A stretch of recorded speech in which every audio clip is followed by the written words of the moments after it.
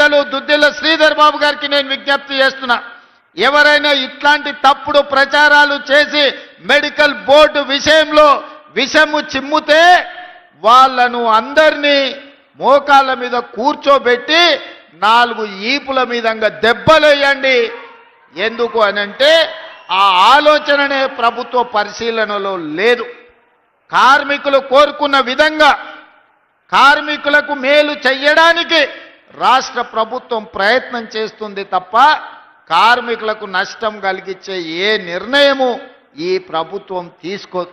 ఇవాళ ప్రజా ప్రభుత్వం అధికారంలోకి వచ్చిందంటే సింగరేణి బొగ్గు గని కార్మికులు నిండు మనసుతో పనిచేయడమే కాదు, మీరు గుండెల నిండా ఊపిరి పీల్చుకొని భుజాల మీద కాంగ్రెస్ పార్టీ జెండాను మోసిండ్రు కాబట్టి ఈరోజు ప్రజా ప్రభుత్వం అధికారంలో ఉన్నది.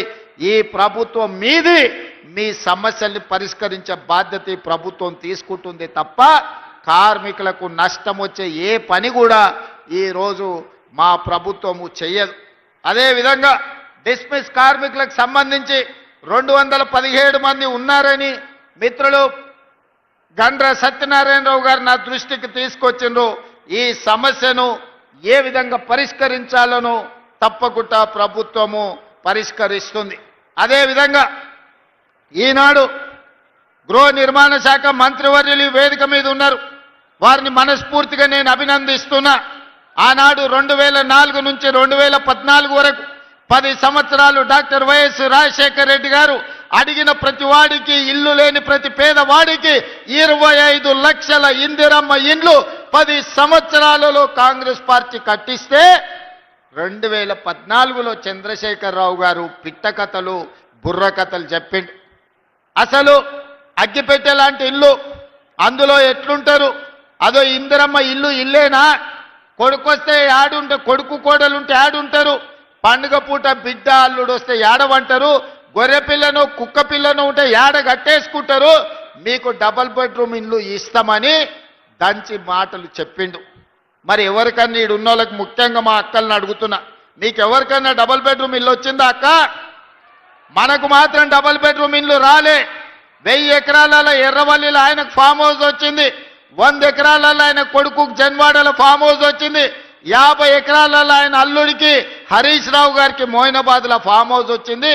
కేసీఆర్ బిడ్డ కవితకు శంకర్పల్లిలో 25 ఎకరాల ఫామ్ హౌస్ వచ్చింది. ఆయన్నే కాదు, ఆయనకు మందు గోళీలు అందించే సంతోష్రావు కూడా 20-30 ఎకరాల ఫామ్ హౌస్ వచ్చిందయా. ఇక రాంది ఎవరైనా ఉన్నారంటే ఎర్రవల్లి ఫామ్ హౌస్లో కేసీఆర్ క్లాస్మేట్ ఉంటాడు ఒక ఆయన జాంగీర్ అని, చదువుకున్నప్పటి నుంచి ఆయనతోనే ఉన్నాడు. నిన్నగాక మొన్న ఆయన చేతికి దట్టి కట్టింది కూడా గాయననే జాంగీర్. జాంగీర్కి ఒక్కనికే ఏం రాలే పాపం, చూస్తూనే ఉన్నాడు ఆయన క్లాస్మేటు కింది నుంచి పైకి ముఖ్యమంత్రి అయిండు, దిగిపోయిండు, కానీ జాంగీర్కు మాత్రం న్యాయం చేయలే. ఇవాళ అది పరిస్థితి. మీకు మాత్రం ఇన్ని ఫామ్ హౌసులు వచ్చినాయి, 100,000 ఎకరాల భూములు వచ్చినాయి, టీవీలు వచ్చినాయి, పేపర్లు వచ్చినాయి, 1000 కోట్ల రూపాయల వ్యాపారాలు వచ్చినాయి. మా పేదవాళ్లకు మాత్రం డబల్ బెడ్రూమ్ ఇండ్లు రాలే. నిజంగానే చంద్రశేఖరరావు అనుకొని ఉండుంటే 10 ఏళ్లలో 20 లక్షల కోట్లు ప్రజలు పన్ను కట్టి చంద్రశేఖరరావుకి ఇచ్చిండ్రు. సంవత్సరానికి 2 లక్షల ఇండ్లు ఒకవేళ కట్టున్నా 10 ఏళ్లలో 20 లక్షల ఇండ్లు కట్టడానికి అవకాశం ఉండే. కానీ చంద్రశేఖరరావు గారు పేదల ఆత్మగౌరవం కోసం పనిచేయలే, పేదలకు డబుల్ బెడ్రూమ్ ఇండ్లు ఇవ్వాలన్న పట్టుదలకు పోలేదు. ఎందుకంటే పేదల పట్ల ఆయనకు ప్రేమ లేదు, పేదల పట్ల ఆయనకు ఎలాంటి పట్టింపు లేదు.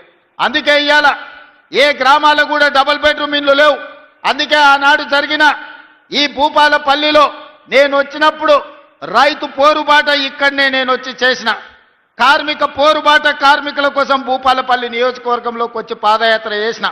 ఆనాడు నేను చెప్పిన, ఎన్నికల ప్రచారంలో చెప్పిన, ఏ ఏ ఊర్లలో అయితే నువ్వు డబుల్ బెడ్రూమ్ ఇల్లు కట్టించినవో ఆ ఊర్లో మొత్తం ఓట్లు నువ్వు వేసుకో, ఏ ఊర్లో ఇందిరమ్మ ఇండ్లు ఉన్నాయో ఆ ఓట్లన్నీ మేము వేసుకుంటాం, బీఆర్ఎస్ ఓన్కి డిపాజిట్ వస్తే నేను ముక్కు నేలకు రాస్తానే ఆనాడు సవాలు విసిరిన.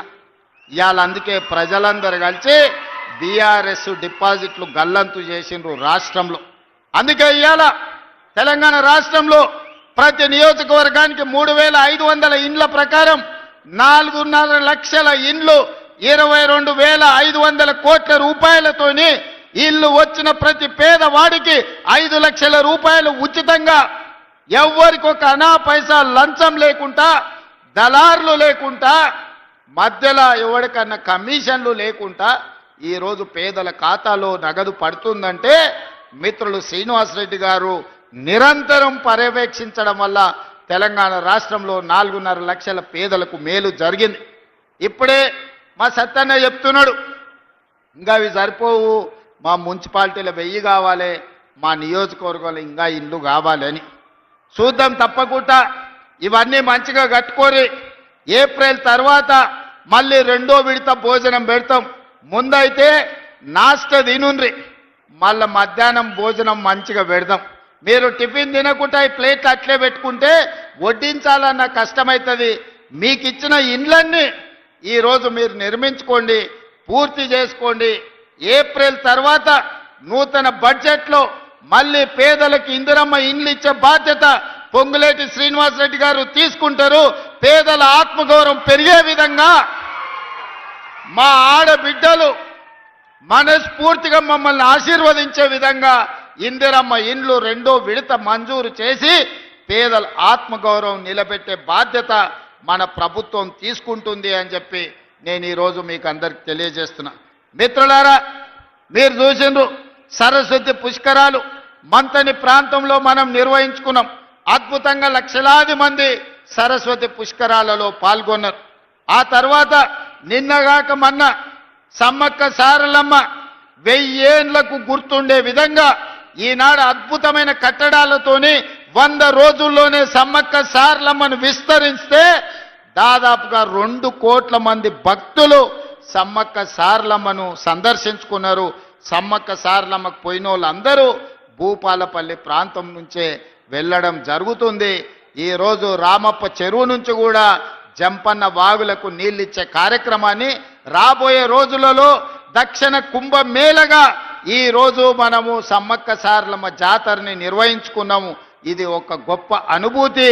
ఇందులో మా అక్క కొండా సురేఖమ్మ నిరంతరం సమ్మక్క సారలమ్మ పనులను పర్యవేక్షించి ఒక పక్కన సీతక్క, 2వ పక్కన సురేఖమ్మ, వీళ్ళిద్దరిని పొంగులేటి శ్రీనివాసరెడ్డి గారు సమన్వయం చేసి ఈరోజు దేశంలోనే తెలంగాణ రాష్ట్ర ప్రతిష్టను పెంచి సమ్మక్క సారలమ్మ జాతరను పూర్తి చేసుకొని ఈరోజు తెలంగాణ గౌరవాన్ని, కీర్తి ప్రతిష్టను వాళ్ళు పెంపొందించడం జరిగింది.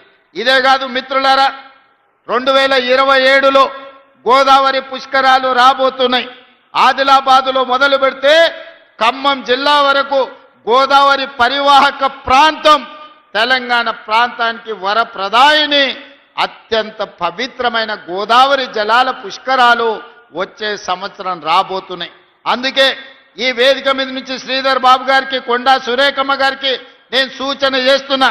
ఆదిలాబాదులో బాసర నుంచి ఖమ్మం జిల్లాలో భద్రాచలం వరకు ప్రతి దేవాలయాన్ని, గోదావరి పరివాహక ప్రాంతాన్ని పర్యాటక ప్రాంతంగా తీర్చిదిద్ది అవసరమైతే 3-4 వేల కోట్ల రూపాయలు ఖర్చైనా బాసర నుంచి భద్రాచలం వరకు, ధర్మపురి నుంచి భూపాలపల్లి నరసింహస్వామి మందిరం వరకు అభివృద్ధికి కావాల్సిన నిధులనిచ్చే బాధ్యత ఈ ప్రభుత్వం తీసుకుంటుంది.